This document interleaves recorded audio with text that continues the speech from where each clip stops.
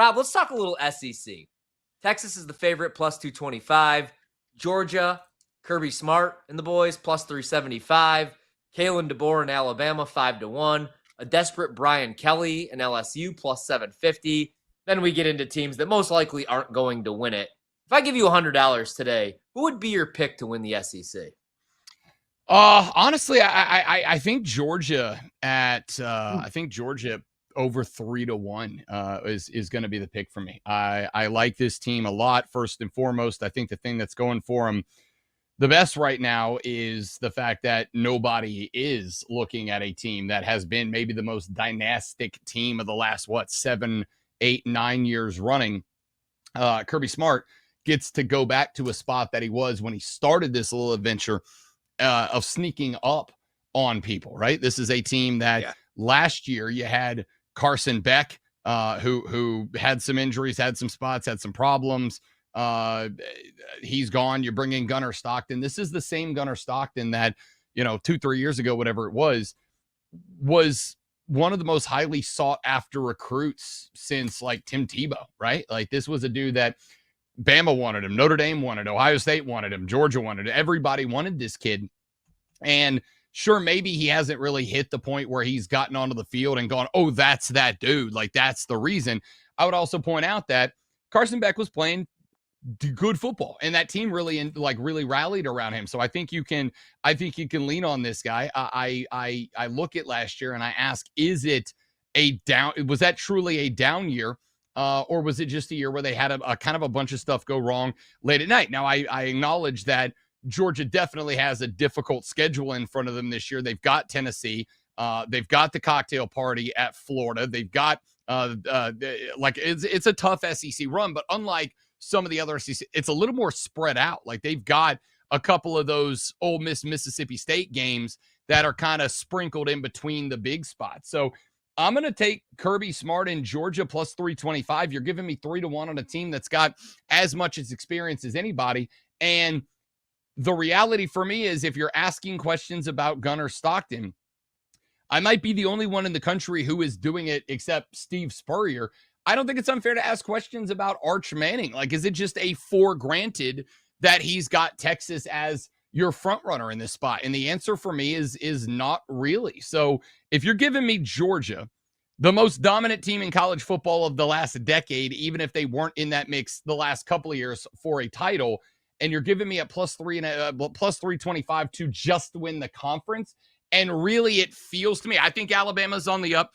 I think you're right about Brian Kelly. I think he's desperate and LSU is desperate. But we're not talking about them going up against Van. We're talking about Georgia, Kirby Smart, just the 2028 Philadelphia Eagles defense that is obviously on that team right now. Yeah, Georgia at better than 3-1 is the right pick for me in this spot. Yeah, I feel like every team, so going back to Texas, I did bet Texas, but I mean, right, like Arch Manning, there isn't a big enough sample size for us all to think that he's this generational talent, right? Just because his uncles are Peyton and Eli.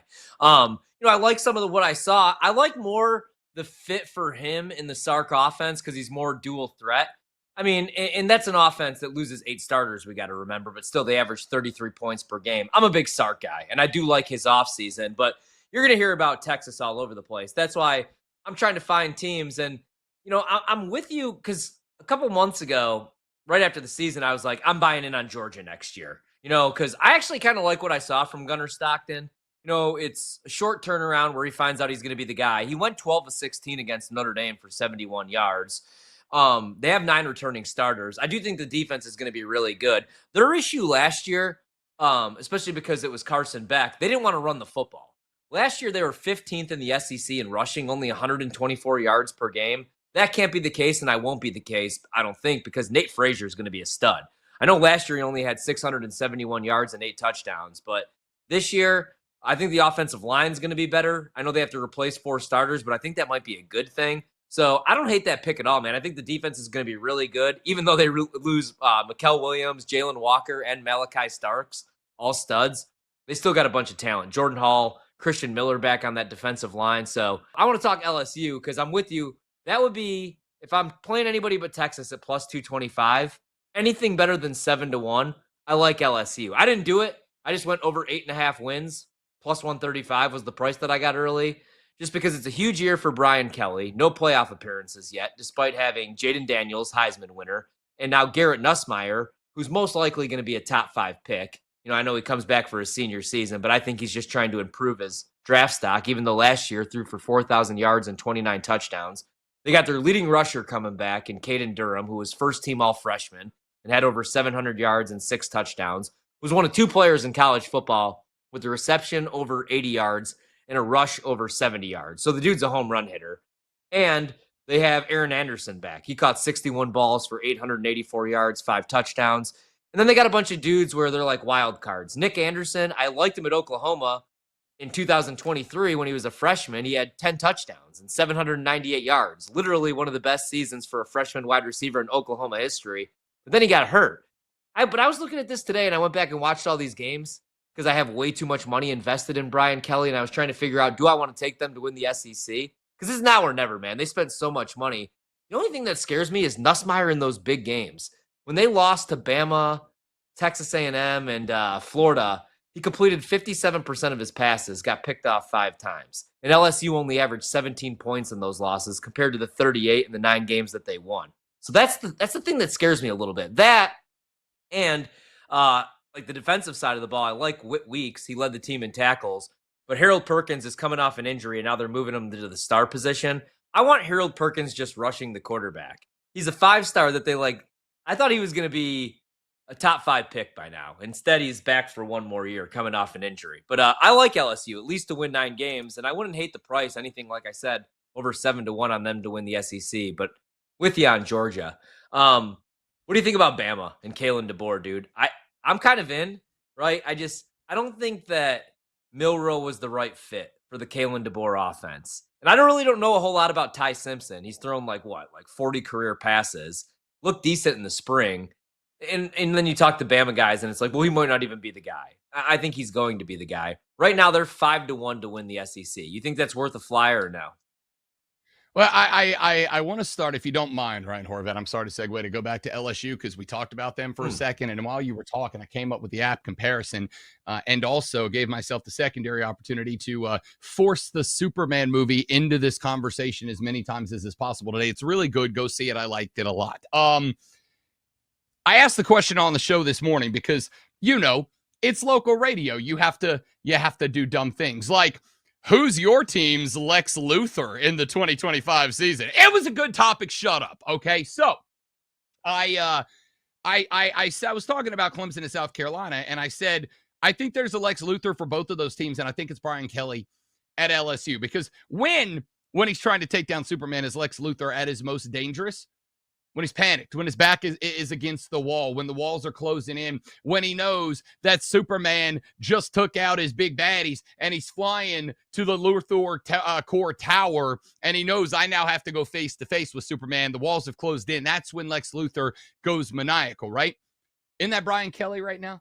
Isn't that Brian Kelly? He's the heel. We all know he's the bad guy. Half of LSU fans don't even like him at this point, and the walls are closing in because they expected more and they've not gotten it. Now, he's killing on the recruiting trail. You got to give him credit for that, but if you don't turn it into wins, what the hell does it matter? LSU might be the most interesting team in the SEC for me this year because I don't know that I trust Brian Kelly. And to be honest with you, I think all the questions we've asked about Arch, it's probably fair to some degree to ask them about Nussmeier as well. But Brian Kelly's back's against the wall. And more importantly than just the risk of getting fired, Horvey, because of the way that he left Notre Dame high and dry, I think you will probably agree with this take, because of the way that he straight up ditched and abandoned Notre Dame to go down to LSU. If he doesn't perform and he gets fired from LSU, and you know that he's willing to do to you what he did at Notre Dame, doesn't he to some degree become unhireable at the Power 4 level? Like, he's going to be the coach of Ball State next because that level school will likely be the only team willing to give him a job. I think he knows that. I think that makes him dangerous, and he does have talent around him this year. He is the Lex Luthor of college football this year, and to me, that does make Brian Kelly dangerous. I also think Kalen DeBoer is a real good coach, and I would keep an eye on Alabama this year too. Well, I love the Ryan Grubb hire. Obviously, like, when they go to the championship game at Washington, he's the OC. Now he comes over. Ty Simpson was a former 5-star and did sit behind Jalen Milroe. And they have Keelan Russell, who's also a 5-star, who everybody's going to be excited about if he does play bad. Simpson, that is. They have Ryan Williams. They might have one of the best wide receiver rooms in the country, so it might not matter. Like, you might just be able to throw the ball up to Ryan Williams. He averaged 18 yards per catch. They have Bernard back. He had 50 receptions last year. And then they got Isaiah Horton in the portal for Miami. He caught 56 balls last year from Cam Ward. So they have weapons. I mean, it's a tough schedule, though. They open against Florida State on the road. They play on the road against Georgia, on the road against Missouri, Tennessee, at South Carolina. I like Bama's win total this year. I think they go 10-2 at worst. I mean, there's some tough games in there. LSU, Oklahoma. But you think they're good enough to win a national title, or it's just like get to the playoff is step one now for DeBoer? Yeah, no, I mean, I think it's step one. Listen, I know you kind of talked about the schedule at Florida State. Like, realistically, if they drop that game, then everything we're saying right now, I think, becomes pointless, right? Like, if they drop that game to Florida State, I think even if it is in Tallahassee, that's problematic.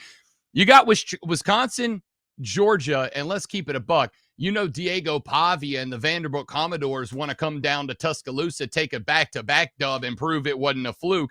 But Wisconsin, Georgia back-to-back is a tough spot. Then you got Tennessee on the road at Willie B to take on the Gamecocks, and I told you how I feel about that team. And then you got LSU with the desperate Brian Kelly right after that. That's a 3-game stretch.